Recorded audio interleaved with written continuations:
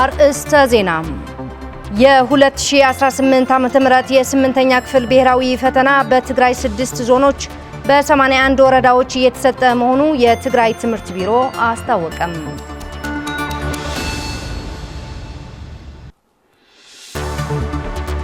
በህዝብ የተመረጠው መንግስት ወደ ቦታው መመለስ የትግራይ ህዝብ በኢትዮጵያ መንግስት እየተፈጸመበት ያለውን ዘርፈ ብዙ በደሎች ለመቋቋም የተወሰደ እርምጃ መሆኑን የትግራይ ኮሙኒኬሽን ጉዳዮች ቢሮ ኃላፊ ዶክተር አብርሃም ሐጎስ ገለጹ።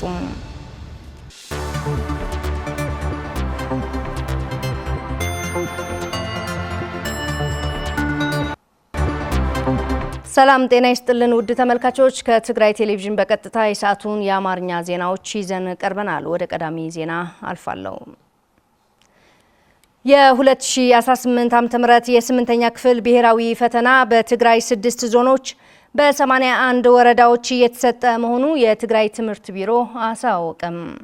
የትግራይ መንግስት በሚያስተዳድራቸው ወረዳዎች የሚገኙ ከ63000 በላይ ተማሪዎች ፈተናውን እስከ ሰኔ 5 2018 ዓ.ም ይወስዳሉ ተብሎም ይጠበቃል። ፍሬዮት ወልደመድን አዘጋጅቷለች።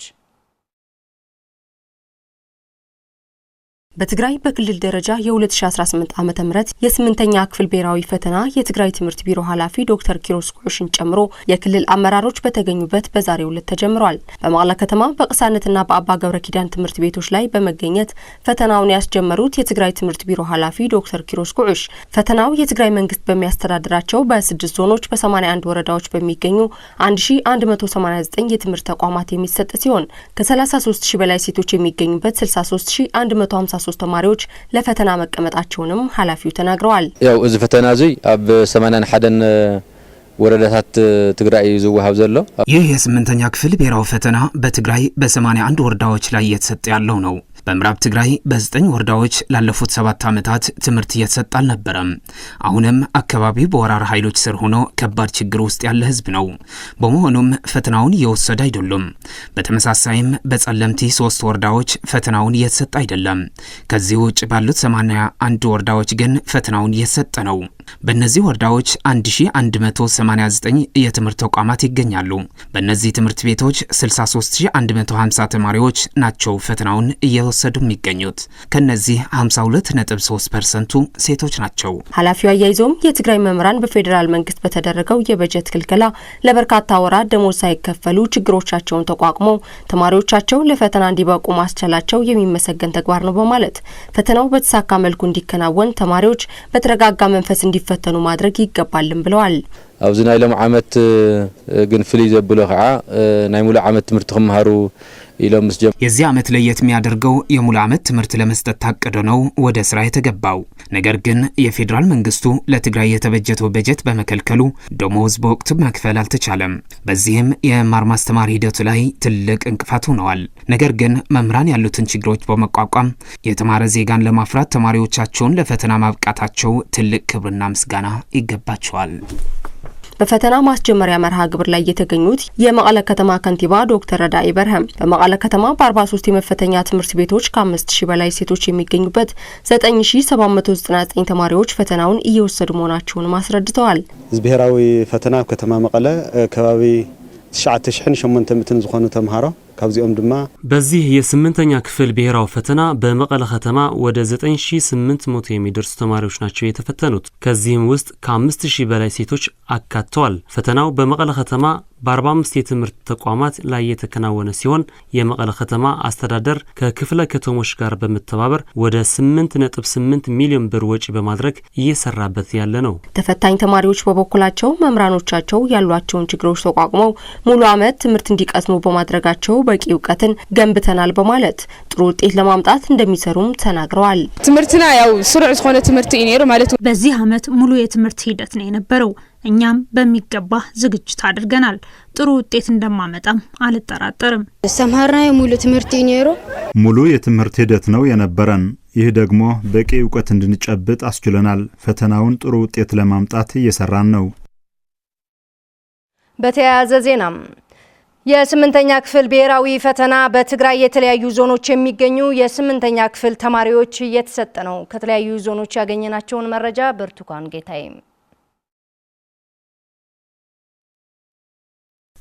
በትግራይ የሚገኙ ዞኖች በደቡባዊ ትግራይ ዞን በ14 ወረዳዎች ከ4800 በላይ ተማሪዎች ብሔራዊ ፈተና እየወሰዱ መሆናቸውን ለማወቅ ተችሏል። በማይጨው ከተማ እየተሰጠ ባለው ብሔራዊ ፈተና የጽህፈት ቤት ኃላፊዎች፣ የጸጥታ አካላትና ሌሎች በተገኙበት በይፋ ተጀምሯል። በከተማዋ ማረሚያ ቤትን ጨምሮ በ7 ትምህርት ቤቶች 345 ሴቶች የሚገኙበት 675 ተማሪዎች ፈተናውን እየወሰዱ መሆናቸውን የማይጨው ከተማ የትምህርት ጽህፈት ቤት ኃላፊ መምህር ክብሮም ሀጎስ ገልጸዋል። በዞኑ በሚገኙ 14 ወረዳዎች ከ2380 በላይ ሴቶች የሚገኙበት ከ4800 በላይ ተማሪዎች ለ8ኛ ክፍል የሚያስፈልገውን ቅድመ ዝግጅት በማድረግ ፈተናውን መስጠት መጀመሩን የትግራይ ደቡባዊ ዞን የማህበራዊ ጉዳይ ኃላፊ መምህር ሰማን ሞላ ጠቁመዋል። በተመሳሳይ ዜና በትግራይ ማዕከላዊ ዞን በአክሱም ከተማ ከ1360 በላይ ተማሪዎች የ8ኛ ክፍል ብሔራዊ ፈተና እየተሰጠ ሲሆን ለተማሪዎች አመቺ በሆኑ 10 የመፈተኛ ማዕከላት እየተሰጠ ያለው ብሔራዊ ፈተና በተረጋጋ መንፈስ እየተሰጠ መሆኑን የአክሱም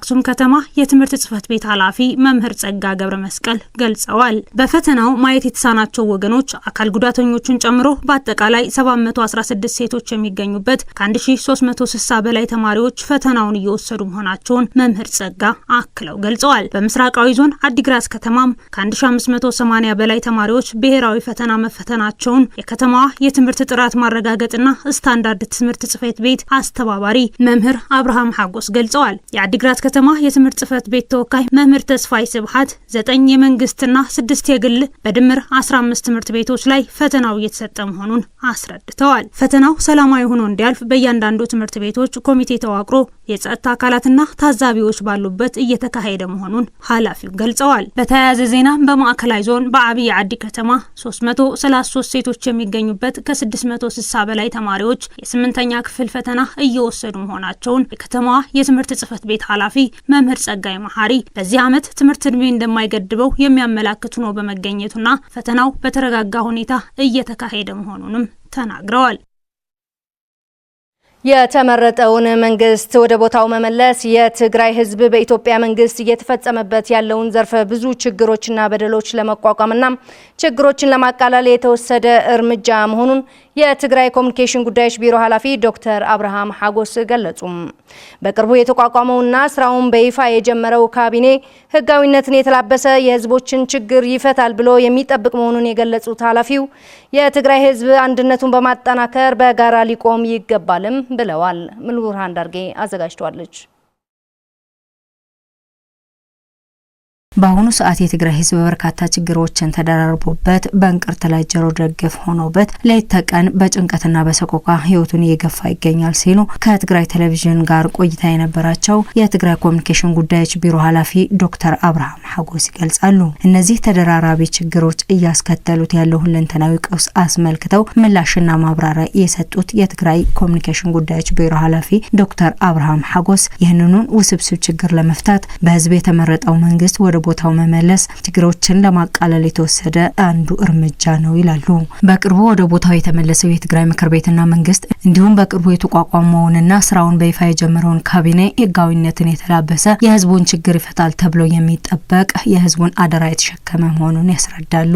ናፍት ክንበጽሖ ዝግበአና ደረጃ ይበጽሕናን መድረስ ከሚጠበቅብን ደረጃ ላይ አልደረስንም። ግዛታዊ አንድነታችን አልተረጋገጠም። የተፈናቀለውን ህዝባችን ወደ ቀዬው አልተመለሰም። ህዝቡ አሁንም ቢሆን ከባድ ዋጋ እየከፈለ ነው የሚገኘው። ስለዚህ ይህንን ችግሮች የሚፈታ እንቅስቃሴ የምናደርግ ከሆነ መደበኛ የህግ መዋቅሮችን የያዘ መንግስት ሊኖር ይገባል በሚል እሳቤ ኃላፊነትን ሊወስድና ሊወስንም የሚችል ስርዓት ሊኖር ይገባል በሚል መንግስት ወደ ስራ ገብተዋል። ዶክተር አብርሃም አክለውም የኢትዮጵያ መንግስት የትግራይን ህዝብ ችግርና መከራን በማስፋት ህዝቡን ማጥፋት፣ ማሳቀቅና ማሸበር ቀን ተሌት እየሰራበት ነው ያሉት ዶክተር አብርሃም የፕሪቶሪያ የሰላም ስምምነት ከተፈረመ ወዲህም ቢሆን የተለያዩ መሰረታዊ ችግሮችን በመከልከል አሁን አሁንም ቢሆን በተለያዩ የትግራይ አካባቢዎች የድሮን ድብደባዎችን በማካሄድ ህዝቡን እያሰቃየ ይገኛልም ብለዋል። ስለዚህ ኸይዱ ስርዓት እዚ ካብ መጀመሪያ ካብ መጻጽኡን በጽልይ ትግራይ ተላዕጢጡ ዝመጸ ስርዓት እዩ። ይህ ስርዓት ከመጀመሪያውም ቢሆን ለትግራይ ህዝብ ጥላቻ ይዞ ነው የመጣው። አሁንም ቢሆን ህዝቡን ለማዳከም የባንክ የደሞዝና የነዳጅ ክልከላዎች እያደረገ ነው። በመቀጠልም አሁን በተለያዩ የትግራይ ቦታዎች የድሮን ድብደባ እየፈጸመ ነው። ይህ ምንድነው? ህዝቡን ሳያደቅ ስልጣኑ ጥያቄ ውስጥ የሚያስገባ መሆኑን ነው የሚያሳየው።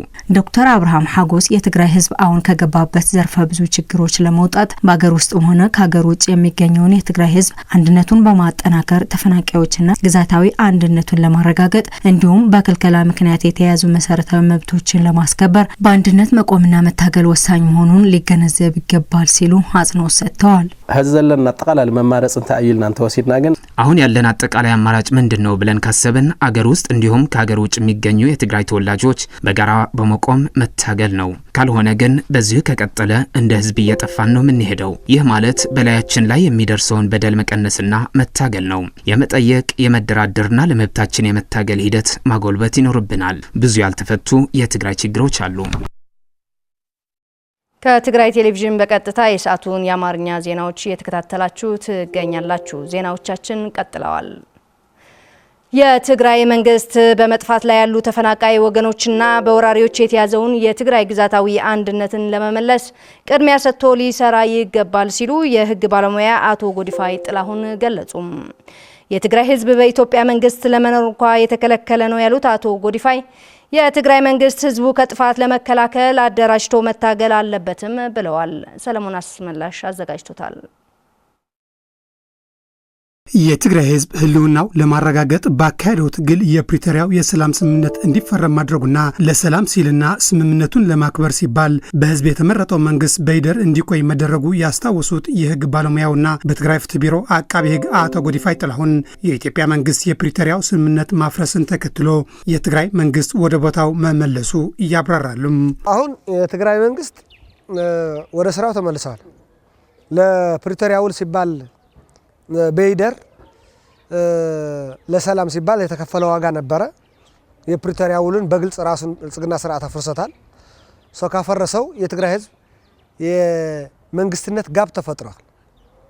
ሰው መንግስትነቱ መመለሱ የግድ ይሆናል ማለት ነው። የፕሪቶሪያ ውል ነበረ። የፕሪቶሪያ ውልን ከፈረሰ ከፕሪቶሪያ ውል በፊት ወደ ነበርክበት ነው የምትመለሰው ማለት ነው። የትግራይ መንግስት አሁን በትግራይ ህዝብ ላይ የተደቀነው የህልውና ጥያቄ የመፍታት ኃላፊነት እንዳለውም አቶ ጎዲፋይ ይገልጻሉ።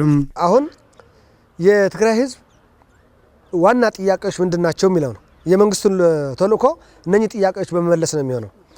የትግራይ ህዝብ አሁን የ5 ዓመት የልማት ጥያቄ፣ የ10 ዓመት የልማት ጥያቄ፣ የጂዲፒ ምናምን የሚባሉት ነገሮች እነኚህ በሰላም ጊዜ በተረጋጋህ የምታደርገው አይደለም።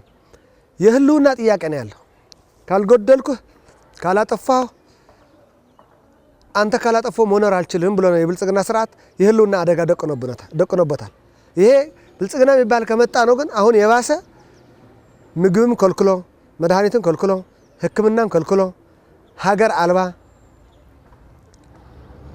መኖሪያ አልባ አድርጎ እያጠፋው ነው ማለት ነው። ስለዚህ ህዝብ የግድ መኖር አለበት። ስለዚህ የትግራይ መንግስት የትግራይ ህዝብ ህልውና ለማረጋገጥ ነው እየሰራ ያለው። የትግራይ መንግስት በተለይም በመጥፋት ላይ ያሉ ተፈናቃይ ወገኖችና በወራሪዎች የተያዘው የትግራይ ግዛታዊ አንድነት ለመመለስ ቅድሚያ ሰጥቶ ሊሰራ ይገባል ሲሉም አቶ ጎዲፋይ ይናገራሉ። አንደኛው ዓለም ሙሉ ተወጥቶ እየጠፋ ያለ ህዝብ አለ። 5 ዓመት ከመኖሪያው ከቀያው ተወጥቶ ጄኖሳይድ ተፈጽሞበት ተጨፍጭፎ ከሞት የተረፈ 6 ዓመት አሁን 6ኛው ክረምት እየገባ ነው። አንዱ በቸንዳ ሚኖር በመጠለያ ሚኖር ይሉታል። መጠለያም የለውም፣ ቸንዳም የለውም። ከሰው ቦታች እንስሳት በበረት ከሚኖርበት ቦታች እየኖረ ያለው በዓለም ህዝብ አሁን የትግራይ ህዝብ በሚኖርበት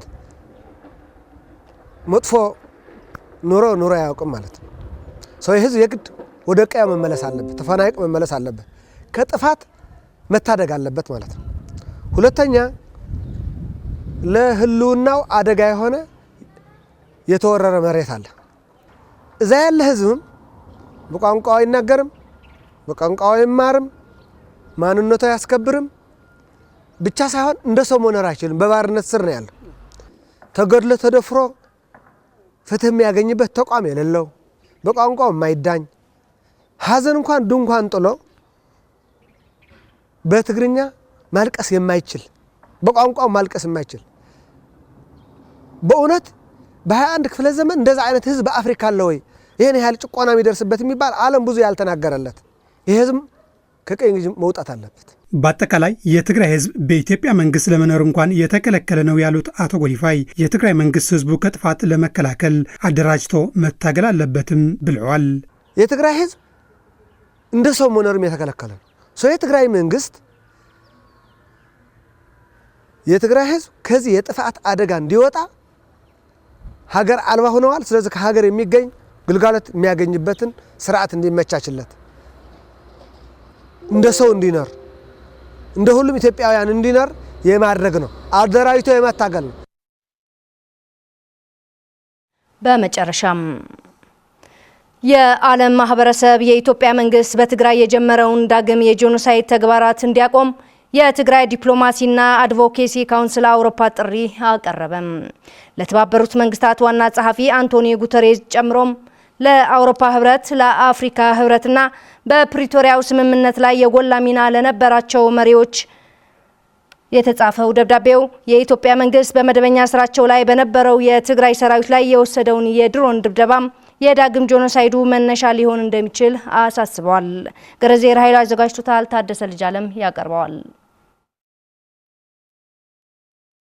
ዓለም አቀፍ ማህበረሰብ የኢትዮጵያ መንግስት በትግራይ ህዝብ ላይ የጀመረው ሁለተኛ ዙር የጄኖሳይድ ጦርነት እንዲያቆም ጫና እንዲያደርግ የትግራይ ዲፕሎማሲና አድቮኬሲ ካውንስል በአውሮፓ በደብዳቤ ጠይቋል። ትግራይ ለ2 ዓመታት በተፈጸመባት የጄኖሳይድ ጦርነትና የኢትዮጵያ መንግስት በሚከተለው የመሰረታዊ አገልግሎቶች ክልከላ በችግር እየተሰቃዩ መሆኑን ያመላከተው ደብዳቤው ሁለተኛ የጄኖሳይድ ጦርነት ከተቀሰቀሰ ሊከሰት የሚችለው ቀውስ ከፍተኛ ሊሆን እንደሚችል ያስገነዝባል። የኢትዮጵያ መንግስታት እያደረገ ያለው ወታደራዊ ከበባዎችና ኢኮኖሚያዊ ጦርነት የትግራይ ህዝብ ነጥሎ ለማጥፋት የያዘው ስትራቴጂካዊ እቅድ መሆኑን ያመላከተው ደብዳቤው በሌሎች አካባቢዎች የሚደረገው ጦርነት ተከትሎ በፌደራል የሚደረጉ የበጀትና የደሞዝ ድጎማዎች እንደማይቋረጥ በምሳሌነት ያስረዳል። የኢትዮጵያ መንግስት ለ2 ዓመታት በትግራይ ህዝብ ላይ በፈጸመው ጄኖሳይዳዊ ጦርነት ምክንያት ከ1 ሚሊዮን ህዝብ በላይ በመግደል ከ100 ሺህ በላይ ሴቶችና ልጃገረዶች በመድፈር የትግራይ ህገ መንግስታዊ ግዛት በመውረርና ከ1 ሚሊዮን ህዝብ በላይ በስደትና በማፈናቀል ማሰቃየት ያረከ መሆኑን የሚያትተው ደብዳቤው ሁለተኛ ዙር ጄኖሳይድ ከተቀሰቀሰ ውጤቱ የከፋ ሊሆን እንደሚችል አሳስቧል። ምንም አይነት የጦርነት እንቅስቃሴ በሌለበት ሁኔታ የኢትዮጵያ መንግስት በተደጋጋሚ የድሮን ድብደባዎች በማካሄድ በሰላማዊ ዜጎች ጉዳት እያደረሰ መቆየቱን ያስታወሰው መግለጫው በቅርቡ በትግራይ ሰራዊት ላይ የተፈጸመው ድብደባ ለሁለተኛ የጄኖሳይድ ጦርነት እንደ መንደርደሪያ እንደሚከተለውና የዓለም ማህበረሰብ ተግባሩ በማወገዝ ጦርነቱን በማስቆም የድርሻቸው እንዲወጡ ያሳስባል።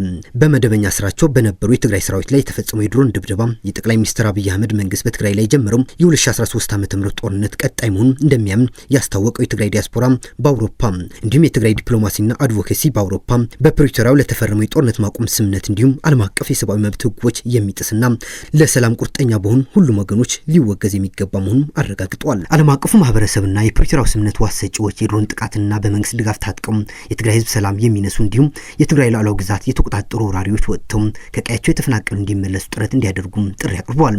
የኢትዮጵያ መንግስት የወሰደውን እርምጃ በማውገዝ ለትግራይ መንግስት ህዝብና የጸጥታ ኃይሎች ያላቸው ድጋፍ የገለጹት የትግራይ ዲያስፖራ እንዲሁም የትግራይ ዲፕሎማሲና አድቮኬሲ በአውሮፓ መንግስታትና ዓለም አቀፍ ተቋማት የትግራይን ዳግም ጄኖሳይድ በማስቆም ካለፈው ስህተታቸው እንዲማሩ ጥሪ አቅርበዋል። ለተባበሩት መንግስታት ዋና ጸሐፊ አንቶኒዮ ጉተሬዝ ጨምሮ ለአውሮፓ ህብረት፣ ለአፍሪካ ህብረትና በፕሪቶሪያው ስምምነት ላይ የጎላ ሚና ለነበራቸው ዋሰጮች መሪዎች የተጻፈው ደብዳቤ የኢትዮጵያ መንግስት በመደበኛ ስራቸው ላይ በነበሩ የትግራይ ሰራዊት ላይ የወሰደው የድሮን ድብደባ የዳግም ጄኖሳይዱ መነሻ ሊሆን እንደሚችል በመገንዘብ አፋጣኝ የማስቆም እርምጃ እንዲወስዱ አሳስቧል። ውድ ተመልካቾቻችን ከትግራይ ቴሌቪዥን በቀጥታ የሰዓቱን የአማርኛ ዜናዎች ስትከታተሉ ቆይታ አደረጋችሁ። ፍርቱና ገብሩ ዜናዎች በመምራት ቆይታ አድርገናል። ከቀሪ የትግራይ ቴሌቪዥን ፕሮግራሞች ጋር መልካም ቆይታ ነው።